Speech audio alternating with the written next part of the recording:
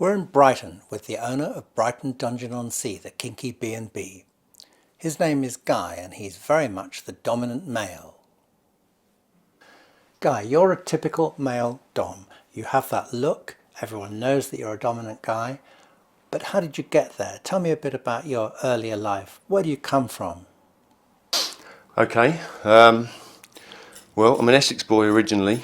I'm from a long-term. I married my childhood sweetheart, so from a long-term relationship, and I was with her for 28 years. I had 2 children who are grown up now. I met her when I was 11 or 12 at an Essex school, comprehensive, so fairly basic education, and I was with her until I was 40. But throughout that time, I felt a basic need inside myself that wasn't being fulfilled, and it became more and more of a problem as I got older. I tried to sort of deny it in myself. I tried to not go with it, but I just wasn't able to do so. So when I got to about the age of 40, I decided that that was the direction I was going to go in. Did you start going to SM clubs? Or how did you do it? Initially, yeah, I met a woman online who was interested in it as well, and we just started to go to all the events. So Torture Garden, all the fetish clubs in London, and just really explore. Started to take lessons in rope bondage, and just really went for it. What sorts of things do couples or women want you to do with them or want you to show them? You know, there's a lot of couples that are fairly intimidated by the dungeons that are available in London and the fetish scene, because it is a scary thing to put yourself into when you're not experienced, or when you've got no friends in it and no way of getting into it. So I've tried to set up this space as to be newbie friendly, so couples who are just interested in trying to explore their sexuality, as I was at the beginning, have got somewhere where they can go and feel comfortable and not too intimidated by being overwhelmed with, black medieval sort of archetypal dungeons. So do most people just rent this place for a nice trip away from the kids, come down to Brighton, have a good time, play with BDSM stuff, or is it more that they want a bit of tuition, a bit of guidance, a bit of knowledge? More and more so, they want a bit of tuition. But in a general sense, in the last sort of 3 years or however long it's been running, it is literally just that.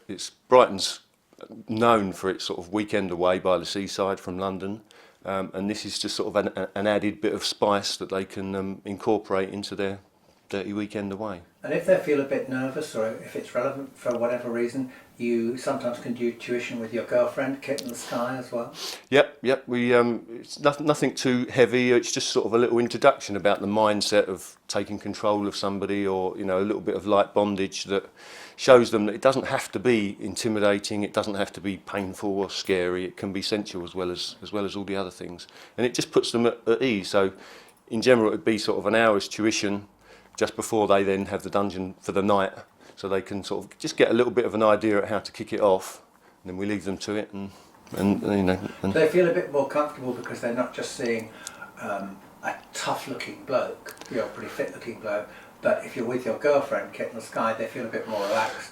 Yeah, I would like to think so. I mean, obviously, a dominant male who is sort of acting up to that character can look quite intimidating, and obviously it could put people off, but with Kit and Sky involved as well, it's definitely puts them at ease. They feel comfortable.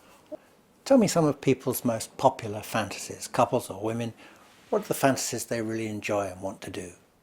The couples come here, I think they just want to be put at ease a little bit, and to be honest, I don't pry too much about what they do once we've left them be. So I'm not too sure.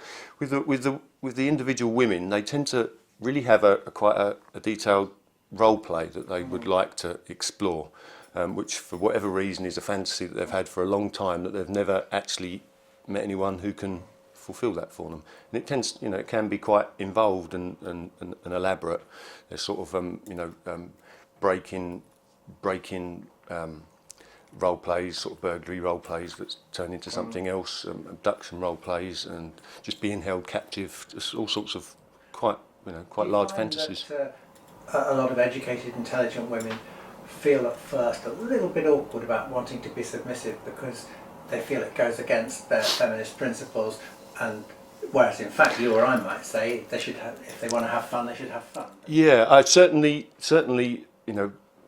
there are in general, they're strong-minded feminist women, and it does tend to conflict with their feminist ideals that they want to then experience what you could argue is the opposite of that. So certainly there is a bit of conflict there, but I've never found that it's they're strong-minded, so they've already had that discussion in themselves. And you're providing a service for them. Yes, and ultimately you can easily argue that they retain the entire control from start to finish. They decide who it's going to be they're doing it with. When it starts, there's obviously safeguards and signals all the way through if anything should go slightly wrong or they change their mind or for whatever reason. So you can easily argue that they do retain control from start to finish.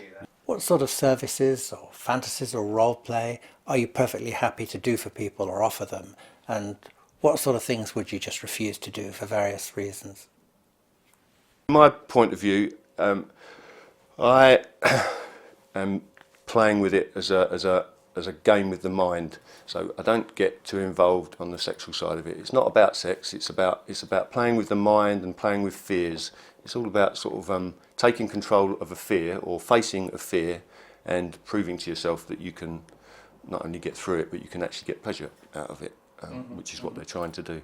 So people ask you to wear certain specific things like leather biker gear or rubber or uniforms or business suits or anything like that, dress up as a police officer. What sort of clothes do they like you to wear? I tend to sort of dress how I feel comfortable because that's what I'm doing. I'm doing it for my pleasure as well. Is suits, really smart, really smart and sharp dressed. Yes, it's quite a big thing. I don't think men realise quite so much how powerful it is. Now, if a woman is playing with you, doesn't she want to orgasm at the end of a session? Does she want you to help her orgasm, or does she want you to fuck her? How does that work? I make it quite clear at the start that I'm not going to go down the fucking route, but quite a lot of them kind of expect that to happen, even though I've said it's not going to. But as to orgasms, they might have a request, or they might have a sort of a climax to their role play that they want to fulfil, and I will either decide in the moment that I'm going to go down their route entirely, or if I decide that it might be better, somehow improved, if I go in a slightly different direction, then I will go in a slightly different direction. But ultimately, they will have already listed any hard limits, any no-go areas, any sort of, and they retain the right to stop it. So if it's not really happened that I can think of, but if I were to go in a completely wrong direction, then you'd quickly detect that they're not enjoying it anyway. How about if people get on with you pretty well and think they might like you to accompany them to a straight event, perhaps to a firm's office party or maybe to a fetish club? Would you do that with someone?